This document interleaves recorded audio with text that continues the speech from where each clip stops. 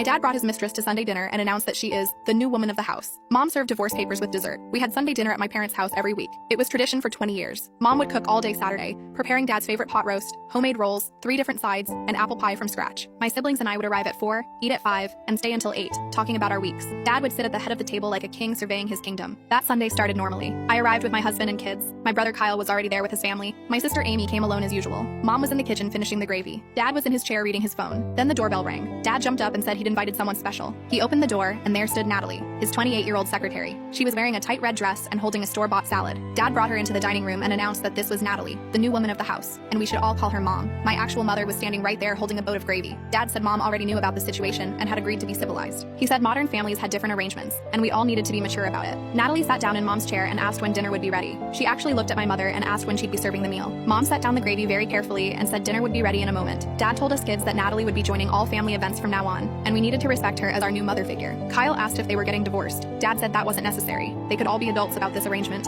Amy asked what arrangement exactly. Dad said he loved both women and they'd agreed to share. Mom hadn't said a single word of agreement. Natalie started talking about how she wanted to redecorate the house because it looked dated. She pointed at Mom's china cabinet and said it needed to go. She said the whole place screamed middle-aged depression. Then she looked at us and said she couldn't wait to be our fun young mom who understood our generation better. She was 2 years younger than me. My kids asked why Grandpa's friend was calling herself Grandma. Natalie said children adapt quickly, and they'd learn to love her more than their real grandma, because she'd buy them better presents. She actually said that in front of my mother. Mom went back to the kitchen and returned with the pot roast. She served everyone, including Natalie. Dad smiled and said see how well this was working already. He praised Mom for being so understanding and evolved. He said most women would make a scene, but Mom knew her place in the new family dynamic. That's when Mom went back to the kitchen again. She returned with dessert, which was weird because we hadn't eaten dinner yet. She placed a piece of apple pie in front of each person. On top of Dad's pie was an envelope. He asked what it was. Mom said it was just some paperwork he needed to sign. Dad opened it thinking it was probably bills or something. It was divorce papers. Mom had already signed them. She'd been planning this for weeks. Turns out she knew about Natalie for 6 months. She'd hired a private investigator, documented everything, and met with a lawyer. Dad had bought Natalie jewelry with joint funds. He'd taken her on trips he'd claimed were business. He'd promoted her twice for no reason except their relationship. Mom had copies of everything. The best part was the house. Dad always bragged that the house was in his name only because he'd bought it before marriage. What he didn't know was that Grandma had left Mom an inheritance 2 years ago, and Mom had paid off the mortgage in full. The house was paid for with her money, which meant she owned it regardless of whose name was on the deed. Her lawyer had already filed the paperwork.